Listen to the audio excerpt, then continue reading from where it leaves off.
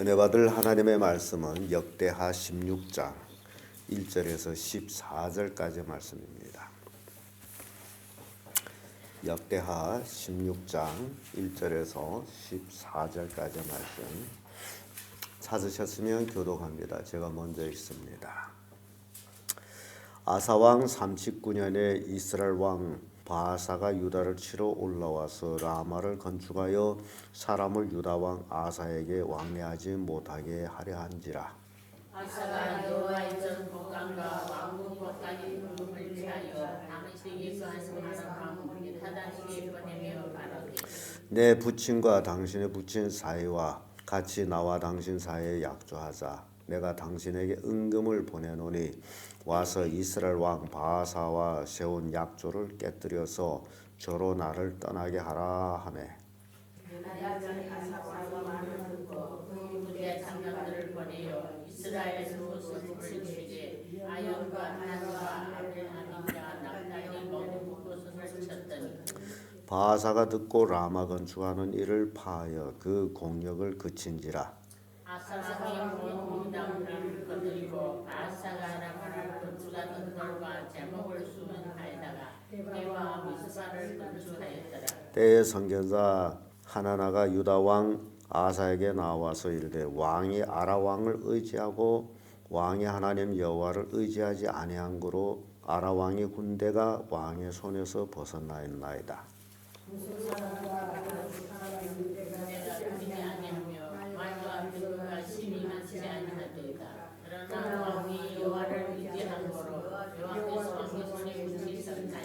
여호와의 눈은 온 땅을 두루 감찰하사 전심으로 자기에게 행하는 자들을 위하여 능력을 베푸시나니 이 일은 왕이 망명되이 행하였은즉 이후로부터는 왕에게 전쟁이 있으리라 하매.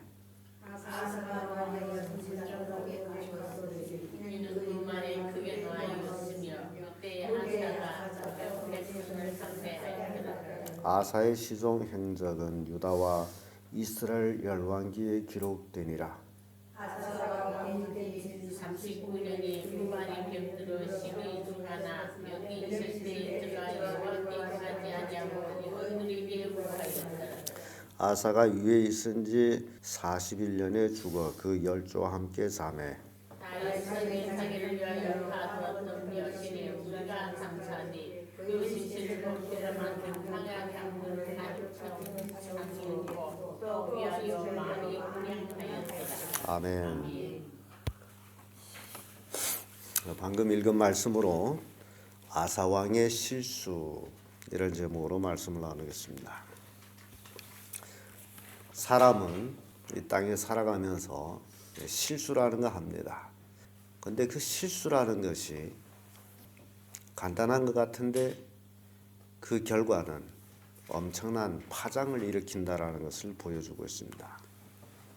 그래서 실수를 안 하는 사람은 없을 겁니다만은 그러나 실수하고 나서 그 실수를 어떻게 대처하느냐가 중요하다는 겁니다. 아사는 온전한 신앙으로 시작하였다가 이제 늙어막 불신앙으로 인생을 마치는 모습을 보면서 안타까움을 금할 수가 없습니다. 사람은 늙으면 늙을수록 더욱 하나님을 의지하고 그렇게 살아야 되는데 아사왕을 볼 때에 젊어서는 그렇게 열심히 하나님을 섬기다가 늙어서 하나님을 멀리하는 모습을 보면서 오늘날 우리의 인생도 그렇지 않나라는 생각을 합니다. 왜 그러냐? 늙었다라는 것은 인생을 많이 살아온 경륜을 쌓았다라는 건데요. 그래서 늙고 나게 되면 믿음보다는 자기의 경륜을 의지한다는 겁니다. 그래서 뭐 그전에도 이랬는데 뭐 하면서 실수를 거듭하게 되는데 이 아사왕을 통해 가지고 그 실수를 통해서 우리에게 참 많은 교훈을 주고 있습니다. 어떻게 하나 나이 들면 들수록 죽음이 가까우면 가까울수록 더욱 하나님을 의지하자라는 것이 오늘 본문을 통해서 얻는 교훈입니다. 이 아사왕의 실수는 사람을 의지한 것이 그 첫째입니다. 아사왕 36년에 이스라엘 왕 바아사가 유다를 치려고 올라와서 유다 주변에 있는 라마성을 건축하고 있었어요. 그 후방으로 정해가지고 유다를 치라고. 그래서 이 아사 왕이 가만히 봤더니 이게 이스라엘과 싸워가지고는 이길 확신이 없어요. 그래서 그가 쓴 방법이 바로 사람을 구하는 거예요. 용병을 구하는 거예요. 그래서 그 구하는데 자금은 성전 곳간에 그동안 하나님께 드려졌던 금은, 그리고 왕궁에 있는 금은, 그걸 다 걷어다가 이제 아람왕 베나단에게 그걸 주면서 저 바하사가 나를 치지 못하도록 그를 좀 당신이 좀 알아서 하라. 지금 수많은 돈을 베나단 왕에게 줍니다. 이것이 아사 왕의 실수예요. 아사 왕은 자신의 군사가 굉장히 많아요. 58만 명 정도의 군사를 가지고 있는데, 그러면 100만 대군을 물리친 경험이 아사 왕에게 있어요. 온전히 하나님을 의존했을 때에 구수사람 100만 대군을 물리쳤어요. 그러면 이번에도 왕궁의 금은을, 또 성전 곳간의 금은을 아람 왕에게 줄 것이 아니라 오히려 왕궁의 금은을 하나님께 드리면서 하나님께 기도하는 것이 더 바른 삶이었음에도 불구하고 그렇지 아니하고 사람에게 주었다는 것. 성전 곳간에 있는 금은은 하나님께 바쳐진 물건인데 마냥 자기 것처럼 그걸 꺼내다가 하나님께 드려진 것을 사람에게 주었다라는 것, 이게 굉장히 불신앙적이라는 것을 보여줍니다. 이게 아사 왕이 늙음하게 한 실수예요. 우리가 이런 실수를 하지 아니할 수 있을까 없을까 생각해 보는 겁니다. 사람을 구해 가지고 이스라엘을 치게 한다는 것. 실은 이스라엘과 유다는 형제예요. 서로 해하면 안 돼요. 그럼에도 불구하고 아사 왕은 아람 왕을 구해 가지고 이스라엘 치게 합니다. 그래서 이 베나닷은 또 국제 법을 어기고 아사 왕한테서 금은을 받았다 해가지고 바하사하고 한 약조를 깨버리고 그 도성읍을 쳐요. 그래서 결국 바하사는 라마 건축을 머물고 돌아가고, 또 아사는 그 기회를 타가지고 라마 건축을 하려고 했던 그 건재들을, 백성들 다 이끌고 건너가서 싹 그걸 가져다가 또 자기 성을 건축하고. 여기까지 생각해 볼 때는 아사 왕이 이익을 본 것 같습니다. 전쟁을 안 하고 노략물이 있었으므로. 그러나 이제 하나님의 선견자를 통해 가지고 말씀을 들을 때에 아사 왕이 얼마나 많이 손해를 봤는지 그걸 보여주고 있습니다. 선견자, 그 선견자의 말을 들어야 될 대신 이 아사 왕의 실수가 두 번째는 선견자를 학대한 거예요. 선견자 하나니가 아사 왕을 책망하죠. 그 책망의 내용을 보게 되면 7절부터 이런 말씀이 있죠. 때에 선견자 하나니가 유다 왕 아사에게 나와서 이르되 왕이 아람 왕을 의지하고 왕의 하나님 여호와를 의지하지 아니한 거로 아람 왕의 군대가 왕의 손에서 벗어났나이다. 이 말씀을 들으면 굉장히 가슴이 떨립니다. 두렵습니다. 아사 왕이 하나님을 의지하게 되면 아람 군대는 아무리 강할지라도 아사 왕의 손에 있는 군대예요. 왜냐하면 하나님이 그들을 아사 왕의 손에 붙이면 그 손에 있는 군대들 언제든지 멸하고자 할 때 멸할 수 있는 군대였어요. 그런데 성전 곳간에 있는 금은과 그리고 왕궁에 있는 금은을 자기가 얼마든지 자기 손안에 있는 군사한테 예물을 줘가지고 그들이 이스라엘 치게 함으로 아사왕의 손에서 벗어났다. 이게 무서운 얘기입니다. 그러면 굉장히 아사왕은 큰 손해를 봤다는 겁니다. 금은도 손해봤지만은 그러나 이 아랍군이 아사왕 손에 있는 군이 벗어났다는 것이 얼마나 큰 손해인가라는 걸 보여주고 있습니다.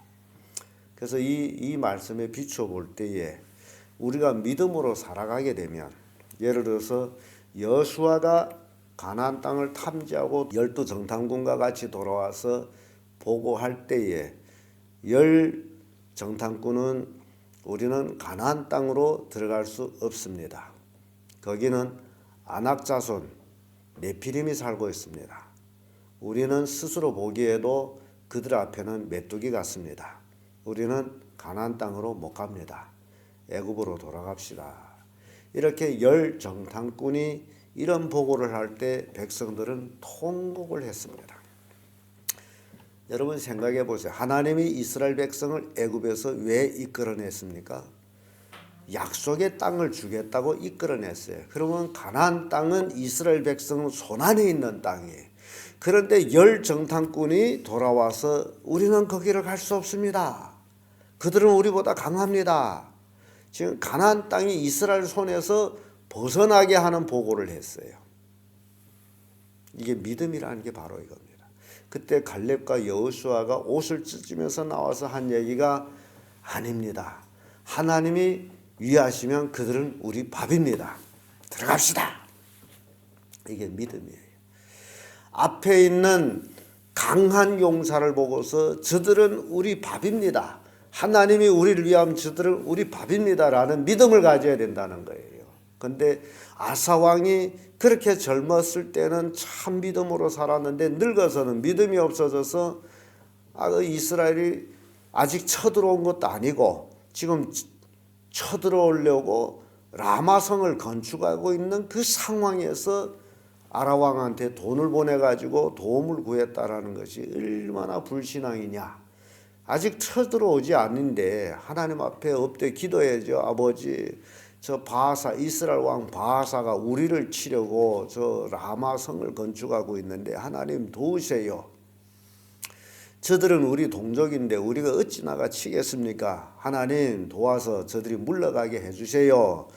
이런 기도를 했다면 아마 바하사 왕이 라마성을 건축하다가 하나님이 그들을 못 건축하게 해서 바벨탑을 무너뜨리듯이 그런 식으로 할 수도 있는 건데 괜히 두려워가지고 사람의 술수를 써서 아람 왕한테 돈을 보냈다는 것, 금은을 보냈다는 것. 결국 아람 왕도 아사 왕의 손에 있는 하나의 군졸에 불과한데 그들한테 돈을 줌으로써 아사 왕의 손에서 벗어나서 결국 평화가 없고 전쟁이 있게 됐다라는 것. 이게 얼마나 큰 손해냐. 이런 모습을 보면서 우리가 생각할 게 있습니다. 우리도 앞에 어떤 큰 사건을 놓고 정말 진지하게 하나님께 기도해서 하나님의 도움을 받음으로 해결해야 될 건데 자기 인간의 술수를 써가지고 그 문제를 해결해가지고 해결은 된 것 같지만은 그것이 올무가 돼가지고 평생 그것으로 인해서 고난을 받는 사건들이 있다라는 겁니다. 이게 아사왕의 실수를 통해서 우리에게 주는 교훈이에요. 그러니까 여러분들은 어떤 어려움이 있을지라도 사람으로서 도저히 나로서는 도저히 해결할 수 없는 그런 일이 있을지라도 여러분들이 꼭 확고부동하게 해야 될 일은 하나님을 의지하고 죽기작성으로 하나님께서 해결해 주기를 매달리는 그런 신앙이 필요하다는 겁니다. 그게 참 신앙이지요. 그렇지 않으면 거짓 신앙이 됩니다. 이 아사 왕은 자기를 책망하는 선견자 그 말을 듣고 되게 노했어요. 왜냐하면 자기가 36년 동안 왕으로 있으면서 자기가 한 일이 옳다라고 생각했기 때문에 하나님의 사람 하나니가 나와서 책망하는 얘기를 듣고 화가 나서 그를 잡아서 옥에 가다요. 자, 이게 얼마나 큰 실수냐. 누구를 옥에 가뒀어요? 하나님의 사람을 옥에 가뒀어요. 다른 말로 하면 하나님을 옥에 가뒀다는 것과 똑같아요. 신앙이 잘못되게 되면 이렇게 됩니다. 하나님을 옥에 가둬버려요. 하나님의 도움을 받아야 되는데 하나님의 도움을 외면해 버리는 거예요. 얼마나 어리석은지 몰라요. 그래서 이제 선지자가 책망할 때 그런 얘기하죠. 9절의 말씀 보면 여호와의 노는 온 땅을 두루 감찰하사 전심으로 자기에게 향하는 자를 위하여 능력을 베푸시나니 이 일은 왕이 망령되이 행하였은즉 이후부터는 왕에게 전쟁이 있으리라. 망령되이 행했다. 이거는 하나님을 무시한 행위다라는 겁니다. 근데 오늘날 많은 성도들이 신앙생활하면서 자기의 삶을 통해서 얼마나 하나님을 무시하고 살았는지에 대해서 생각조차도 안 하고 있다라는 겁니다. 이렇게 선견자를 통해서 책망을 들어야 나도 하나님을 무시했구나. 근데 자기가 하나님 무시 안 한 것처럼 착각하고 있어요. 하나님을 무시한 죄가 형통치 못한 겁니다. 하나님을 무시한 것이 내 인생이 형통치를 못해요. 그게 무시한 결과예요. 하나님을 온전히 경외하게 되면 형통한 삶이 돼요. 여호수아가 모세를 이어서 지도자가 됐을 적에 너는 좌로나 우로나 치우치지 말라. 율법대로 행해라. 담대하라. 그리하면 내가 어디로 가든지 형통하리라.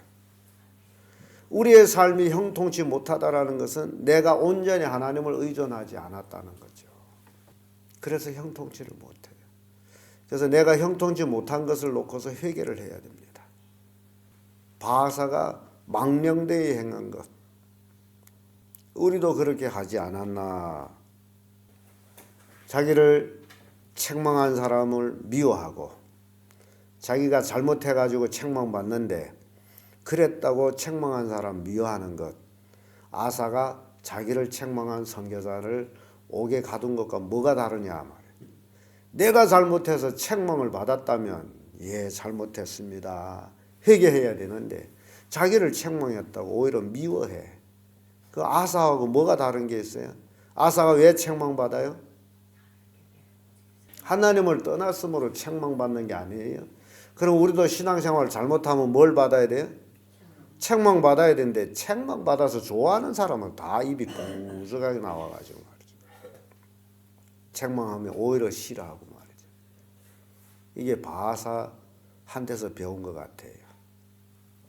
옥에 가다 버렸어요. 그뿐 아니라 여러 백성들까지도 학대를 했다라고 기록합니다. 이게 망령되이 행하는 행위예요. 하나님을 거부하는 행위예요. 끝으로 아사왕의 실수는 의원을 의지한 겁니다. 의원이 누구예요? 의사죠. 의사를 의존한 거예요. 11절에서 14절까지 말씀 보면요. 12절에 아사가 왕이 된 지 39년에 그 발병이 들어 심히 중하나 병이 있을 때 저가 여호와를 구하지 아니하고 의원들에게 구하였더라.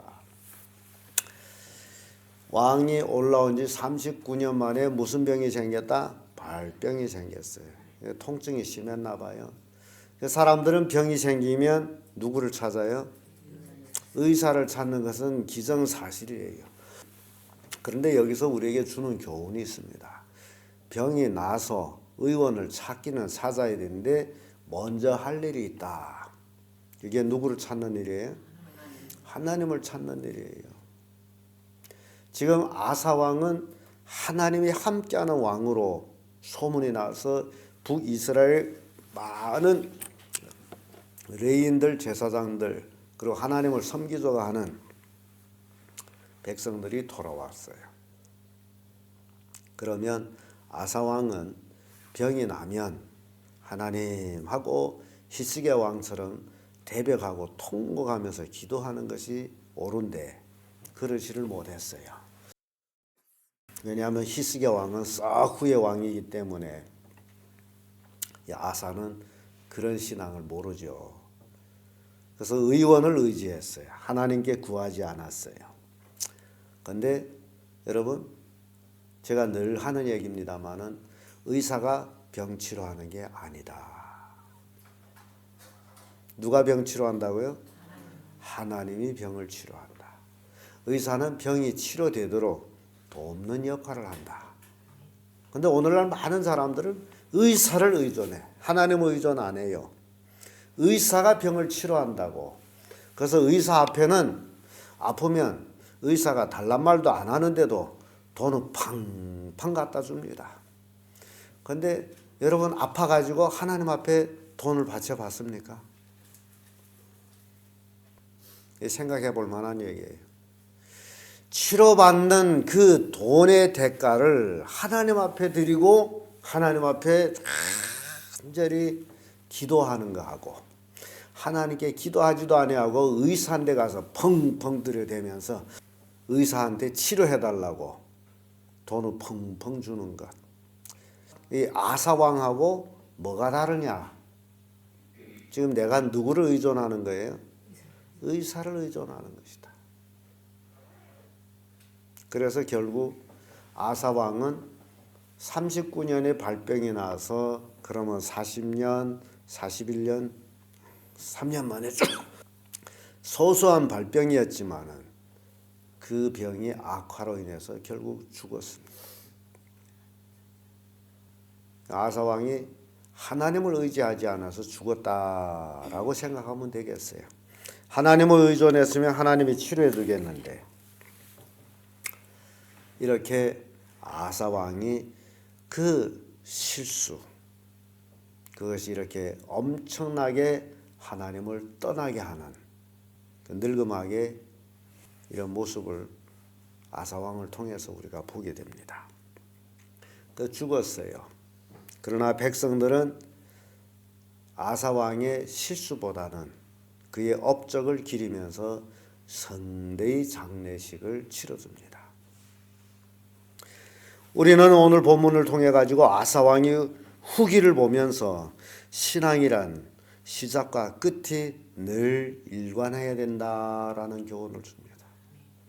늙으면 늙을수록 더욱 신앙이 좋아야 된다. 이게 우리에게 주는 교훈이에요. 늘 일관하게 하나님을 의지해야 함을 보여줍니다. 돈을 의지하거나 경험을 의지하면 망한다는 것을 보여줍니다. 그러므로 오늘날 그리스도인들은 철저한 하나님을 의지하고 그 말씀을 순종하는 그런 삶이 요구된다는 겁니다. 이게 오늘날 우리 그리스도인들에게 주는 교훈이에요. 여러분들이 이 아사왕의 실수를 통해서 나도 그런 실수를 범하지 말자, 그런 결단을 하기를 예수님으로 축복합니다.